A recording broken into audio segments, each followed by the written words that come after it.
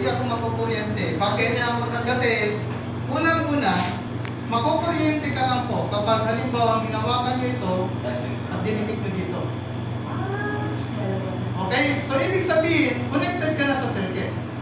Pero wag nyo po itong gagawin ha. It is better na kapag gumagawa kayo, kailangan naka-shutdown pa rin yung power supply. Ito, pinapakita ko lang para at least maintindihan nyo. Okay? Kung paano gumagana yung tinatawag natin na electric. So, kinunect ko muna para lang sa ganon. Okay? Complete na yung circuit dito. Kung naka-disconnect din yung isa. Kung naka-disconnect, wala pa rin pong epekto, open pa rin po yung circuit. Kailangan, yung dalawang supply is connected doon sa load po natin. Okay? Para lang sa ganon, meron paloy na kuryente. As long as the circuit is open, walang kuryenteng dumadaloy po dyan sa circuit. Halimbawa, nag-wiring po kayo live kasi minsan